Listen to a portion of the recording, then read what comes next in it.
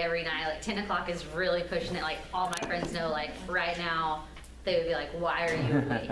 So we're going to keep this short. We're going to move forward, and we're going to get you all to bed as soon as possible because that's where I want to be. So I'm going to help that happen for you all. So I'm going to start out with this story. 3 to 4 years ago, I'm really bad with time frames. People are like, yeah, that happened like 2 days ago. I'm like, oh, I thought that was a week. So a while ago, I was interning with an organization called Student Leadership University in Washington, D.C. It's a week-long program where we have over 500 high school students come in and kind of do leadership training.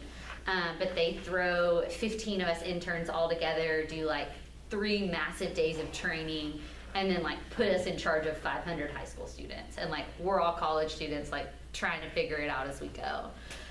So obviously like for that position there was a very like intense interview process and like making sure like everybody on that internship team had like grounded faith and like really had goals and ambitions of what they wanted to change and see happen for Christ.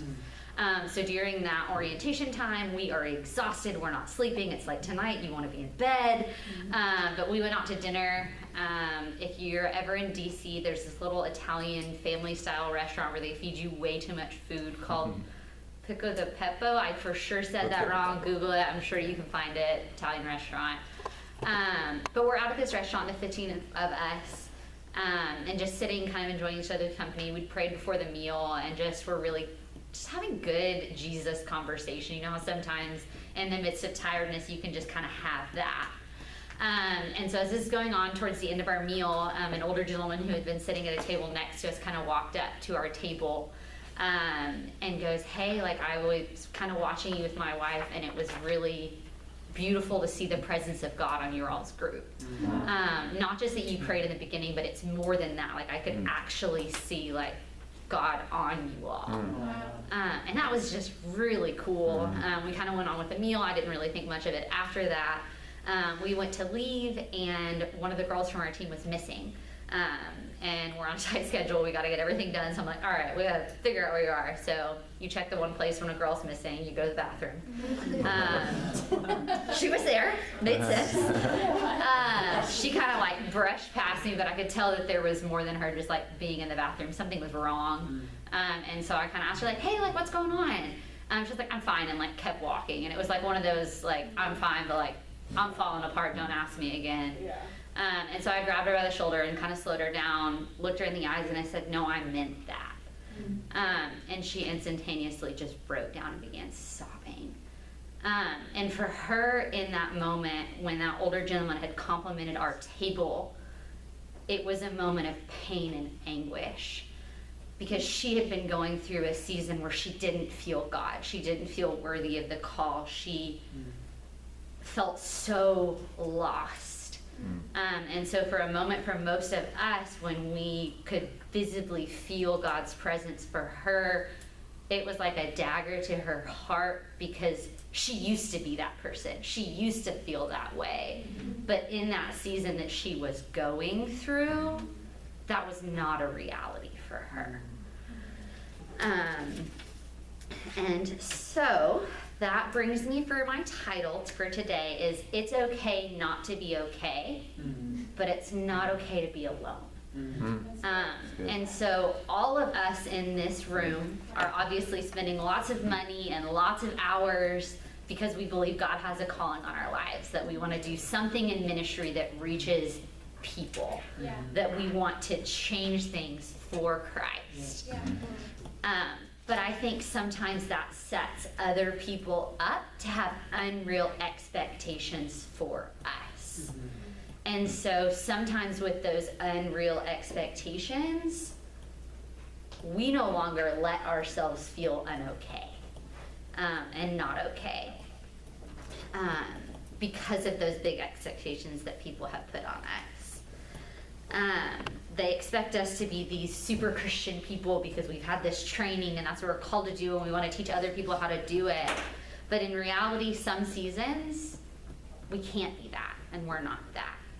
And so for my passage today, I've chosen to focus on Luke 22, specifically verse 62. And what's happening in this passage is it's Peter denying Jesus. And I'm not going to read the whole passage because everyone in this room is familiar with it because it's just one of those verses.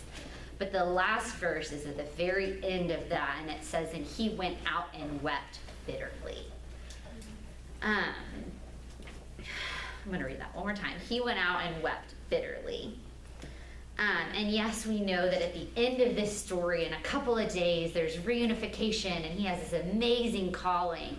But for that season, for those couple of days, I want to sit in that emotion. I want to sit in the moments where you question your calling. You don't know if God's still going to use you based on maybe something you've done, something you've been through, or you just can't see it. You don't know where God's taking you. And you don't know how long it will take you to come out of that season. You hope that you will. You think that you will. But you just simply don't know. And some of you in this room may be in one of those seasons right now. And sitting in a room full of people who have such high callings and such high expectations, like the table that Michelle was sitting at in that restaurant, it's really hard to admit that you're not okay. But the biggest part of your healing comes in that moment of vulnerability, of trusting someone enough to be like, hey, I'm not okay. And so Urban Dictionary, I know that's like the worst dictionary I could have like possibly picked for a theology paper, but I liked its definition, so I went with it. Defines the phrase not okay as socially unacceptable. And I think particularly in church culture, when we're called to such high standards, the phrase not okay is seen as very socially unacceptable.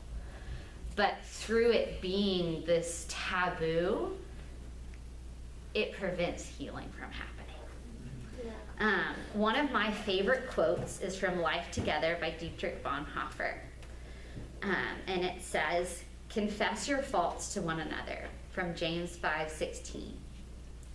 He who is alone in sin is utterly alone. It may be that Christians, notwithstanding corporate worship, common prayer, and all their fellowship and service, may still be left to their loneliness.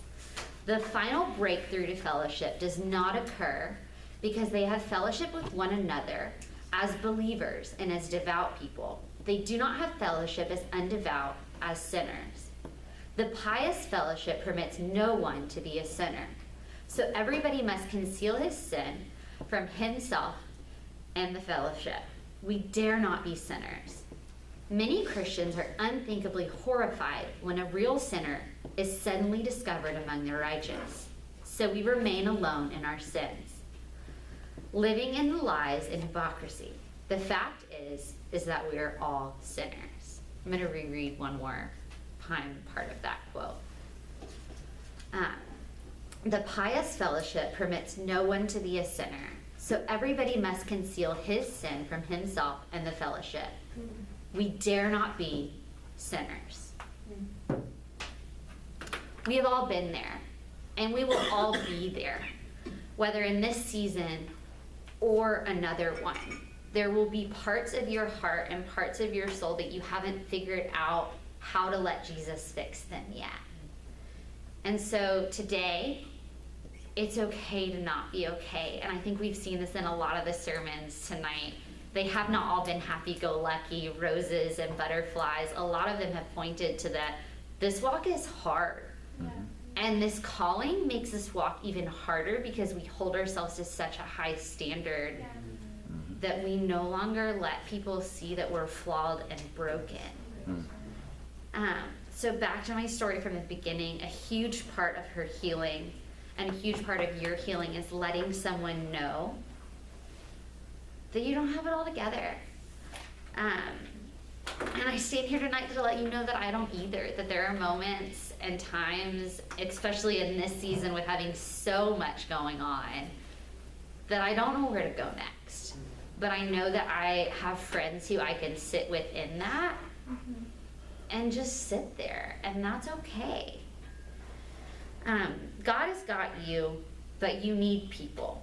So tell someone. Be the body and be the church. And this is going to be my closing remark. If you can't figure out how to do this now, I don't know that you ever will. The bigger the pulpit, the higher the platform, the harder it will be for you to let someone, anyone, see you as you are. A sinner in need of saving. Not once, but daily, continually, until Jesus takes us home. Amen. Great job.